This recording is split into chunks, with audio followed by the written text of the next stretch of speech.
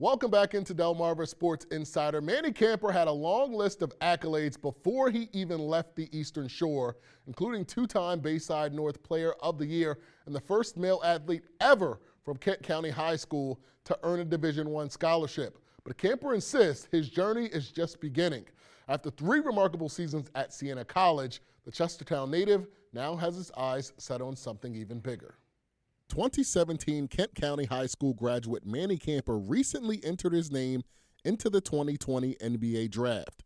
The 6'7" junior says the decision was tough, but ultimately is a win-win. I had a few agents hit me in the middle of the season, contacted me talking about, with the year I was having, it would have been, in my best interest. You can enter it as an undergrad, so you have 2 years to enter the draft. Looking at everything, I was a junior this year, so I see no harm in, entering the draft and, getting feedback from where I want to be, hopefully this year, but if not this year, after next year. The option is a smart one for the swingman, who was one of the most versatile players in college basketball this season and one of only 29 players at the Division I level to average a double-double, something to which he credits his time at Kent County. And sometimes, me being the biggest guy on the team, having to play in the post and down low sometimes, I didn't like it at the time, but looking back at it now, it definitely helped me, with my versatility, being able to guard the 1 through the 4, and sometimes the 5 in my league.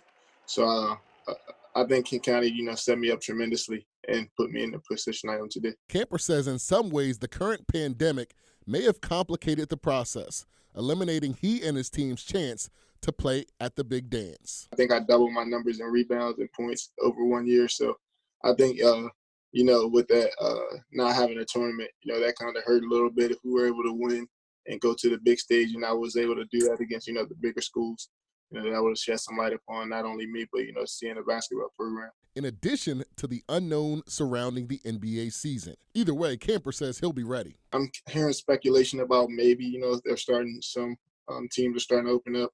But, I'm going to continue to have my ears open and continue to work so I can be ready for the opportunity.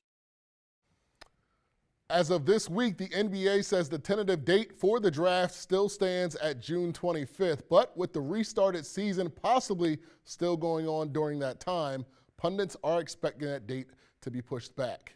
We're going to keep our countdown going. Julian, where are we at right now, my man? I'm glad you asked, Trey. Without further ado, we're going to get back to our top 10. We're at number 4 right now, and it's one of the unquestioned leaders from defending state champion Colonel Richardson, center fielder Jackie Zevran.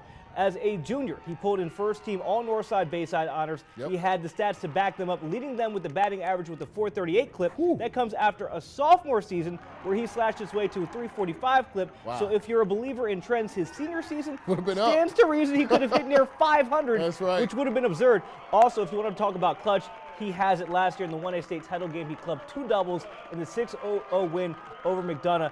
So far, he has an offer from D2 Clarion and seeing interest from LaSalle and St. Peter's University. On top of that, Zevran was also expected to toe the mound this season.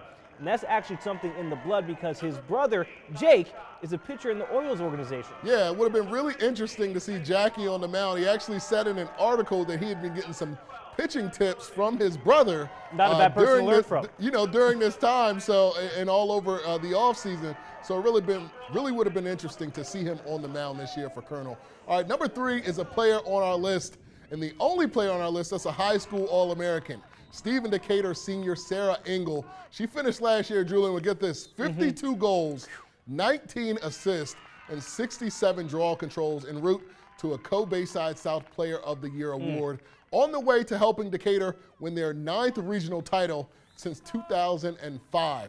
Dynasty, maybe. She was also named a U.S. Lacrosse All-American and is only one of 2 returners that can say that in our entire region, along with Kent Island's Blair Goodrich, who also could have been on this list. Sad we didn't get to see her in action this spring, but she is headed to Division I powerhouse Loyola, and I'm sure she's going to make her presence felt in Baltimore. Yeah, and we see some of the bigger schools overlooking the Shore when it comes to talent, but when it comes to lacrosse, I feel like people are pretty understanding the Shore has a talent here. Absolutely. All right, Trey, we're getting close. Number 2 now, same pose back from Bennett, the star pitcher from the 3A state champion last season, closed out the Clippers state championship win, but really willed them through the regular season and postseason as the ace of the staff. And that's so important in baseball, to command that ship, to command the pitching staff, committed to George Mason, so you know he's going to do big things. Yeah, really quick, I really want to say he was one of my favorite players to watch along with Peterman. One of the things that I really liked about Sang-Ho Baek was how professional he was on the mound. Yes. During that championship game, they have runners on base.